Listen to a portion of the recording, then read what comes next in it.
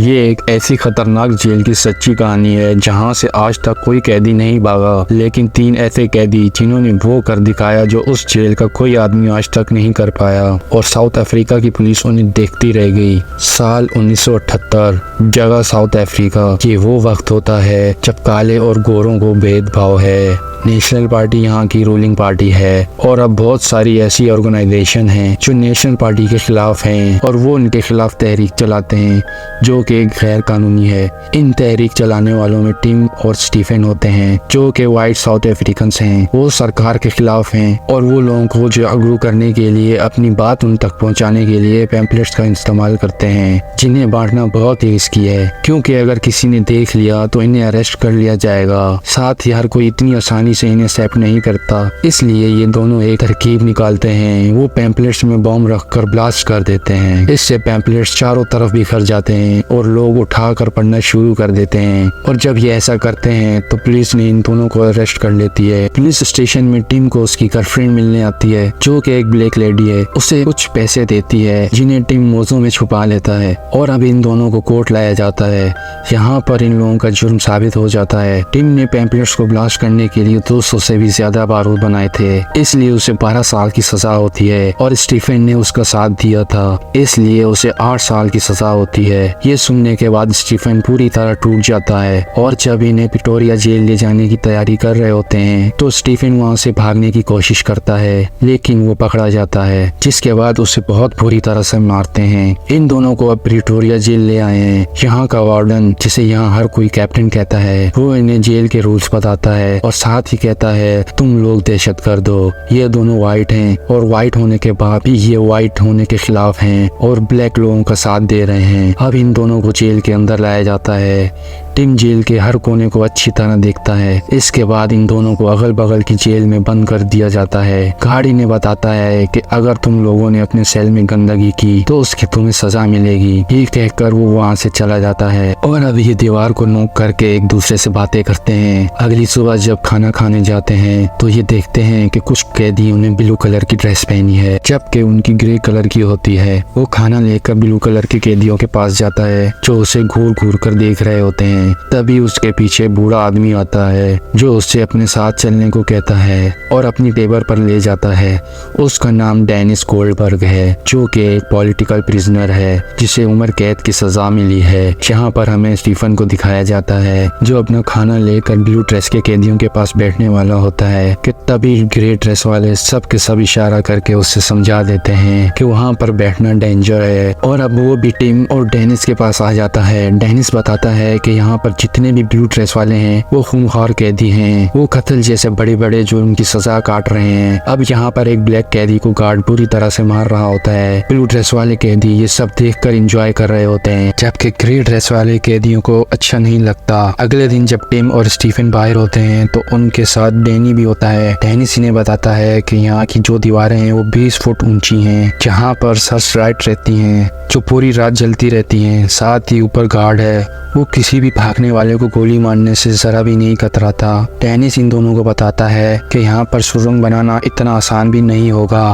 क्योंकि ये जेल बहुत बड़ी है। बाहर तक सुरंग बनाते बनाते कई साल लग जाएंगे। अब जब ये तीनों बातें कर रहे होते हैं तभी यहाँ पर एक कैदी आता है जिसका नाम लियोनार्ड है। उनकी बातें सुन लेता है, इसलिए वो उनके पास आता है और कहता है डेनिस हमेशा दूसरे कैदियों को डराता है। ये बात सच है कि कोई भी इस जेल से नहीं भागा। यहाँ से भागना बहुत मुश्किल है, लेकिन कई काम जिंदगी में पहली बार होते हैं और मैं भी यहाँ से भागना चाहता हूँ। अगर तुम यहाँ से भागने का प्लान बनाओ तो मैं तुम्हारे साथ हूँ। और जब ये लोग बातें कर रहे होते हैं तो ऊपर से इन्हें कैप्टन देख लेता है। उसे शक हो जाता है कि ये लोग कुछ न कुछ गड़बड़ करने वाले हैं। टिम जब रात को अपने सेल में होता है तो वो सेल के लॉक को देखता है। वो सोचता है कि इसे कैसे खोला जाए। 23 दिनों तक वो यही सोचता रहता है और 23 दिनों बाद उसे एक आइडिया आता है कि अगर वो दरवाजों की नकली चाबी बना ले तो तो ये यहाँ से भाग सकते हैं। अगले दिन वो अपने दो साथियों को बताता है अगर ये सब मिलकर लकड़ी की चाबी बना दें तो लॉक्स खोल कर यहाँ से निकला जा सकता है। लियोनार्ड को टिम का आइडिया बिल्कुल अच्छा नहीं लगा। वो कह रहा है कि यहाँ पर बहुत से दरवाजे हैं जिनमें बहुत सारे लॉक्स हैं और इतने सारे लॉक्स की चाबी बनाने के लिए हमें बहुत सारी लकड़ी की जरूरत पड़ेगी जो यहाँ मिलना नामुमकिन है। स्टीफन कहता है अगर वो वर्कशॉप जाएं तो वहाँ हमें इतनी लकड़ी मिल सकती है, लेकिन अब सबसे पहले चाबियों के डिजाइन को बनाना होगा। टिम रोज गार्ड की कमर पर लटकी हुई चाबी के गुच्छों को बहुत ध्यान से देखता है और रात में अपने सेल में आने के बाद एक एक चाबी का डिजाइन बनाता है और इस तरह 74 दिन गुजर जाते हैं। अब उसने तकरीबन सभी चाबियों के डिजाइन बना लिए हैं। वो अगले दिन ये जब वर्कशॉप में जाते हैं तो वहाँ टिम अपनी इस बोतल में जो हर एक कैदी के पास है जिसमें वो अपनी चाय, पानी या कॉफी रख सकते हैं, तो उसमें टिम लकड़ी के छोटे छोटे टुकड़े, फॉइल और कुछ ऐसी चीज रख देता है जिससे वो लकड़ी को शेप देकर चाबी बना सकता है और साथ बोतल के ऊपर से कपड़ा डाल देता है ताकि बोतल के हिलने पर लकड़ी आवाज ना करे। और तभी वहाँ पर गार्ड आ जाता है और इससे टिम पर शक हो जाता है। जब इनके जाने का वक्त होता है तो गार्ड इन सब की बोतल को चेक करता है। वो टिम की बोतल से सारा लिक्विड बाहर निकाल देता है, उसकी बोतल को हिलाता है, लेकिन कपड़ा अंदर होने की वजह से उसकी बोतल से कोई आवाज नहीं आती और टिम इस तरह से बच जाता है। टिम अपने सेल में आने के बाद बोतल में से सभी चीजों को बाहर निकालता है और वो अब लकड़ी के टुकड़ों से एक चाबी का शेप बनाता है, उसे ग्लू से चिपकाता है। उसके पास फाइल होती है जिससे वो चाबी के आगे के दांत बनाता है। अब उसकी चाबी बनकर तैयार हो गई है और अब वो अपने पहले सेल के डोर के अंदर चाबी को डालता है। वो चाबी घुमाता है लेकिन चाबी अच्छे से नहीं घूमती, पर जब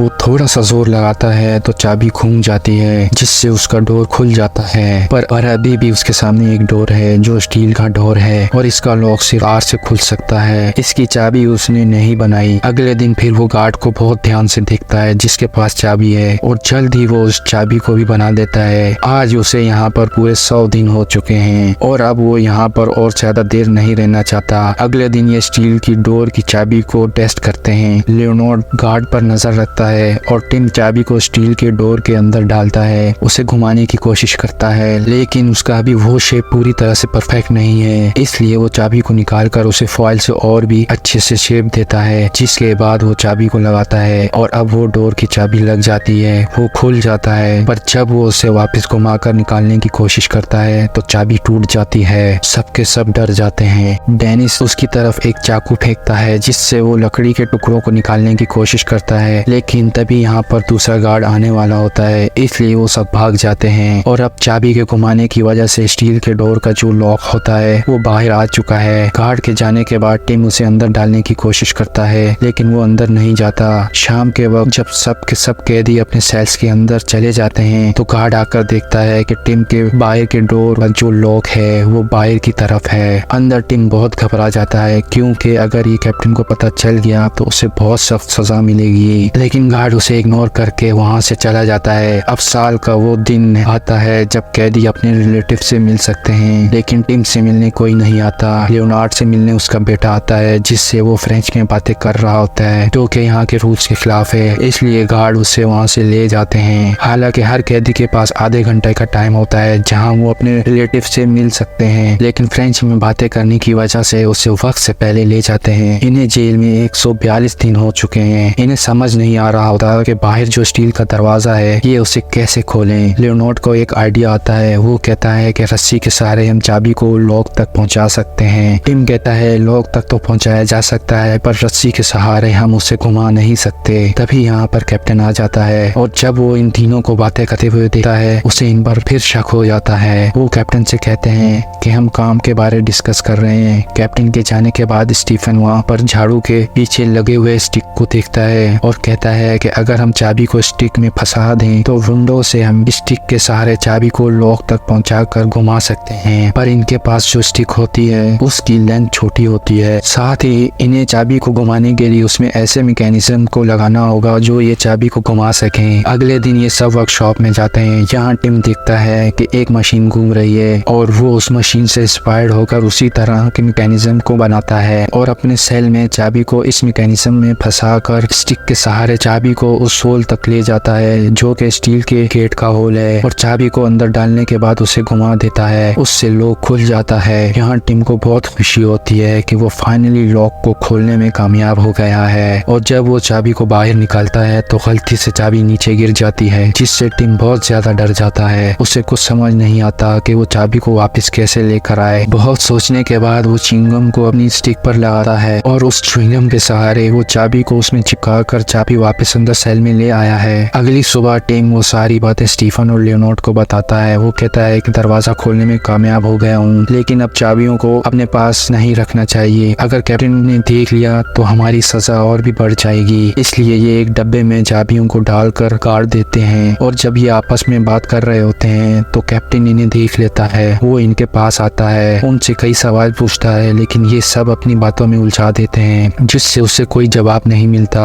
कैप्टन वहाँ से चला जाता है। डेनिस पास में जो काम कर रहा होता है वो कहता है कि मैंने तुम्हें मना किया था कि जेल से भागने की कोशिश मत करना। अगर फिर भी तुम भागना चाहते हो और मेरी कहीं हेल्प की जरूरत हो मुझे जरूर बताना। और अब रात को टिम अपने सेल के दोनों दरवाजों को खोलकर आगे के दरवाजे के पास जाता है और इसकी की बनाने की कोशिश करता है। इन्हें आज जेल में 206 दिन हो चुके हैं। यहाँ पर टिम बहुत सारी चाबी बना चुका है और एक दिन वो देखता है कि बाहर एक ब्लैक आदमी कूड़ा लेकर जा रहा है। वो इशारे से उसे कहता है कि मुझे न्यूज़पेपर चाहिए। वो कहता है इसके बदले मैं सिगरेट लूंगा। टिम उसकी बात मान जाता है और अब टिम को न्यूज़पेपर मिल जाता है। हर रात लियोनार्ड के साथ अपने सेल से बाहर निकलता है और आगे की दरवाजे की चाबी बनाता है। उसने ऊपर के फ्लोर के सभी चाबियों को बना लिया है और आज रात को नीचे जाते हैं। और जब वो नीचे की चाबी को देख रहे होते हैं तो तभी वहाँ एक मोटा गार्ड आने वाला होता है। उससे बचने के लिए दोनों स्टोर रूम में छुप जाते हैं। इनकी किस्मत अच्छी होती है कि गार्ड को कुछ पता नहीं चलता। ये दोनों फिर अपने सेल्स में वापस आ जाते हैं। अब ये रात भर जागते रहते हैं, इसलिए ये दोनों के दोनों सुबह देर तक सोते रहते हैं, जिससे उस गार्ड को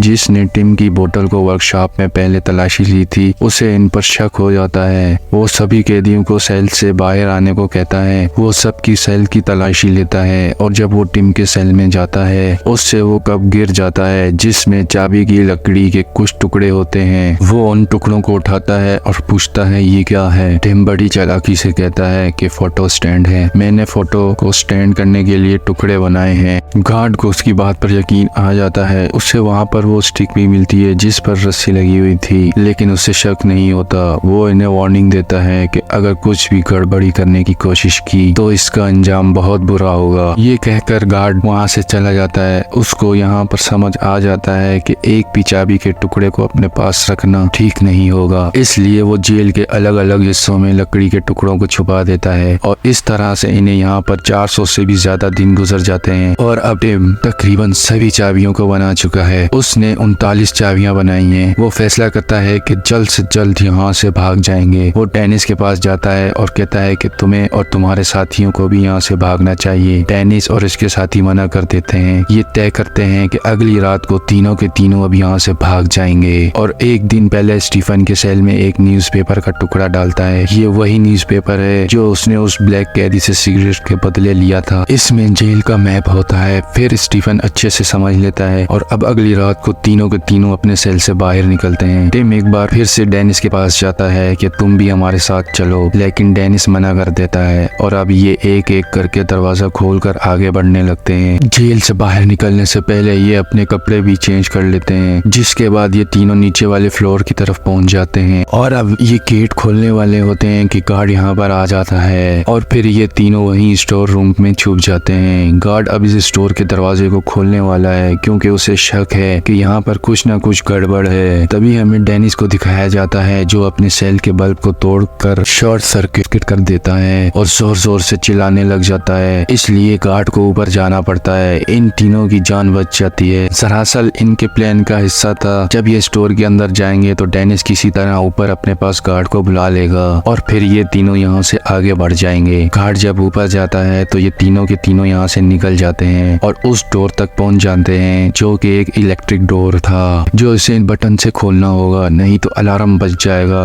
और बटन होता है गार्ड के रूम में। लियोनार्ड कहता है कि मैं गार्ड के रूम में जाकर बटन को ऑन करता हूँ, उसके बाद डोर खुल जाएगा और अब यहाँ से निकल जाएंगे। लियोनार्ड ऐसा ही करता है और इलेक्ट्रिक डोर खुल जाता है और अब इनके सामने आखिरी डोर है। ये पीप होल से देखते हैं, वहाँ पर मेन गेट होता है जो अब भी खुला है और गेट के बाहर रोड होता है, यानी इनकी आजादी। ये एक दूसरे के गले मिलते हैं और अब टिम एक एक करके चाबी लगाता है, लेकिन किसी भी चाबी से ये गेट नहीं खुलता क्योंकि इन्होंने इसकी चाबी नहीं बनाई थी। ये पहली बार तीनों यहाँ पहुंचे थे। टिम कहता है हमें वापस जाना होगा, इसकी चाबी बनाना होगी। लियोनार्ड कहता है हम ऐसा नहीं कर सकते, पहले मेरी जान क्यों ना चली जाए, मैं यहाँ से वापस नहीं जाऊंगा। और अब लियोनार्ड बहुत ध्यान से उस लॉक को देखता है। वो देखता है कि वो एक लकड़ी के अंदर जा रहा है जो कि खोखली है, यानी उसे तोड़ा जा सकता है। और वो उसे तोड़ने की कोशिश करता है जिससे बहुत ज्यादा शोर होता है। टिम डर जाता है। वो अंदर जाकर गार्ड को देखता है, लेकिन गार्ड ने अब तक उसकी आवाज को नहीं सुना था। वो लियोनार्ड के पास वापस आता है और अब लकड़ी को बहुत हद तक उसने तोड़ दिया था। टिम कहता है हमें इसे तोड़ना चाहिए। इसके बाद वो कोई और तरीका इस्तेमाल करते हैं, जिसके बाद वो गेट खुल जाता है। सबसे पहले ये अपने कपड़े बदलते हैं। इनके सामने एक आजादी है और अब ये धीरे धीरे आगे बढ़ना शुरू करते हैं। ऊपर 10 फीट की वॉल पर जो गार्ड होता है वो इन्हें देखने ही वाला होता है और उसके देखने से पहले टिम उससे देख लेता है और तीनों एक दीवार के पीछे छुप जाते हैं और फिर एक मिरर से उस पर नजर रखते हैं। और जैसे ही गार्ड वहां से जाता है ये तीनों के तीनों जेल से बाहर निकल जाते हैं। रास्ते में इनके सामने कुछ गार्ड्स भी आते हैं जो इन्हें पहचान नहीं पाते। और अब ये तीनों एक टैक्सी स्टैंड पर जाते हैं जहाँ पर वो एक टैक्सी में बैठकर इस जगह से भाग जाते हैं। अगली सुबह गार्ड्स को पता चल जाता है कि ये तीनों भाग गए हैं, जिससे वो डर जाते हैं क्योंकि अब इनकी जॉब खतरे में है। और बाकी सभी कैदी इन पर हंस रहे होते हैं क्योंकि इन तीनों ने वो कर दिखाया जो आज तक इस जेल में कोई नहीं कर पाया। अब ये तीनों भागकर एक के बाद एक बॉर्डर पार करके लंदन पहुंच जाते हैं और एक बार फिर से ये काले और गोरों के भेदभाव के मिशन को शुरू करते हैं। वहीं डेनिस जो अब भी जेल में होता है उसे 22 सालों बाद रिहा किया जाता है, यानी सन 1992 में, क्योंकि ये वो साल था जब काले और गोरों का भेदभाव को पूरी तरह खत्म कर दिया था।